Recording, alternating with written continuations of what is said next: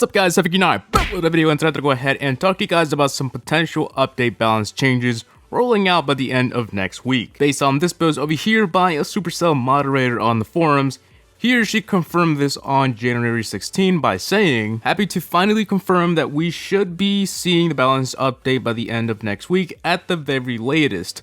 Hopefully sooner." So it's going to be coming by the end of next week, or maybe sooner, like maybe even Monday, I don't know. But yeah, so we already know we're going to be getting something, but we just don't know what. Now obviously there's not going to be any new cards just yet. This is just going to be a balance update, so these usually just fix up some cards, buff or nerf some cards, and there's nothing really new, just yeah. But there are some leaks floating around on what we can expect to be buffed or nerfed, so please keep in mind that these are just leaks and everything in this list is subject to change from here and to the end of next week. Now before we get into the video, don't forget to like and comment below to enter into my monthly giveaway. I do these every month and mention it in every video just to be able to get everyone a chance to enter. So yeah, so hopping right onto the video, this was posted by Bangla War Clan on their Facebook. I think Bangla War Clan is the same as Opegat Studio, I don't even know how to say it right, but we cannot trust these guys because I think they're both the same thing. So first up is going to be the Ice Golem hit points minus 7%. Now this makes sense because I've seen a lot of people talk about the Ice Golem being too OP or having too many health. I personally don't think he's OP, I just think sometimes he has a lot of health, but I'm okay with it. I don't think it's OP, I think it's just right.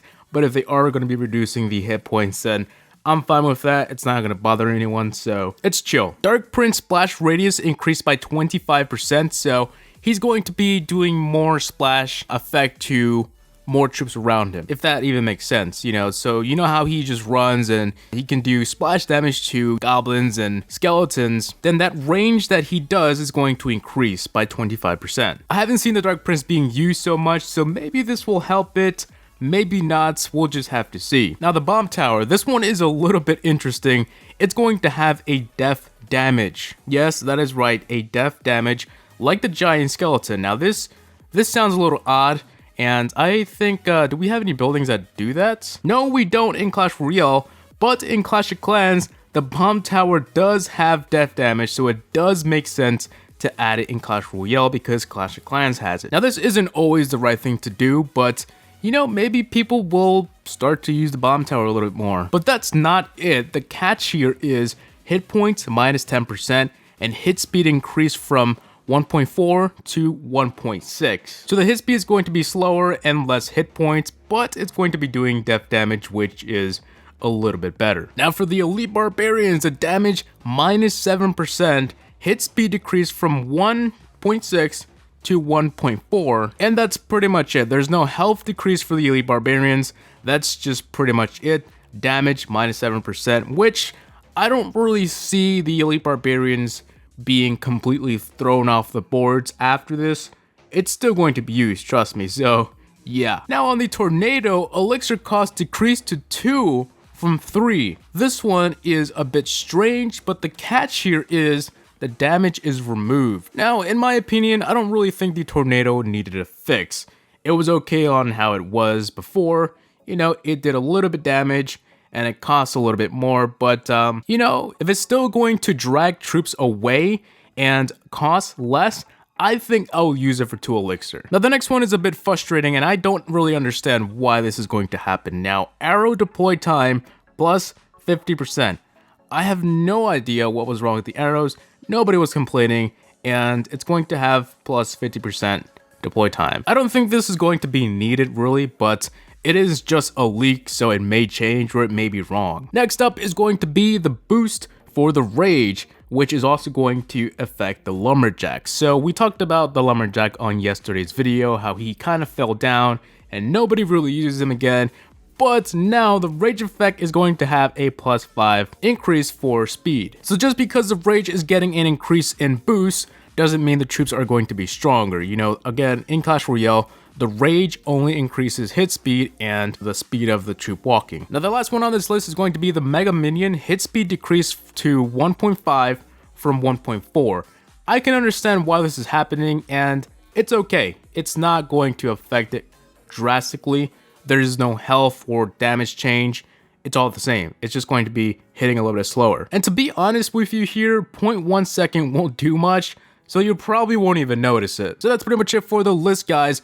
As I said in the beginning of the video, these are just leaks and they may change. So next week we may be seeing the Ice Golem get 10,000 damage. I don't know, but yeah. So what I'm trying to say is if you see something wrong here, it may change and they'll fix it, like the arrows. That doesn't seem right. So yeah. Now before we end the video, let's go ahead and just watch a little replay here. This is from a classic challenge. I'm not too good to be doing a grand challenges, you know, I kind of suck. So I'm going to be doing a classic challenge today. So I'm using my favorites deck over here. Now this match, I think it was a little bit close because he had the Elite Barbarians and my deck is not prepared for that sometimes. I do have a Golem, but again, the Elite Barbarians can trash a Golem in like a few seconds. So, you know, in my opinion, Elite Barbarians, you have to change your deck, the way you play it. So it does affect the game, but I don't think they're completely OP.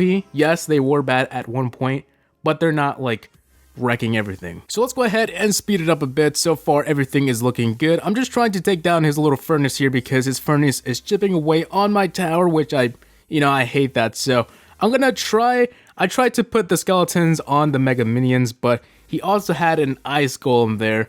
So if the ice golem explodes, all the skeletons are gone. So it was pretty bad. Now I'm going to deploy my golem in the back here. I'm going to try and start pushing because we only had a few seconds left. Again, the skeletons did a great job at defending because he had no ice golem there. So props to me, but now let's go ahead and see what we can do. So I think at this point, let me go ahead and just put it on regular speed here. I think at this point was the time when I shined and the skeletons completely destroyed the entire tower there.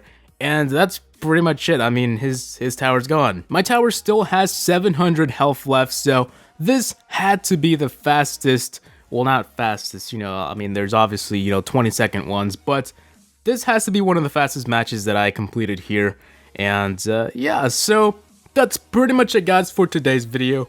Hope you guys enjoyed. Again, don't forget to like and comment to be entered into my monthly giveaway for iTunes and Google Play cards. I usually give away around 4 cards in total, so there are a total of 4 winners every month. So you have 4 times the chances to win. So hope you guys enjoyed. Please rate, comment, and subscribe for more videos. Tell me what you guys think below in the comment section of YouTube. See you on the next one. Peace.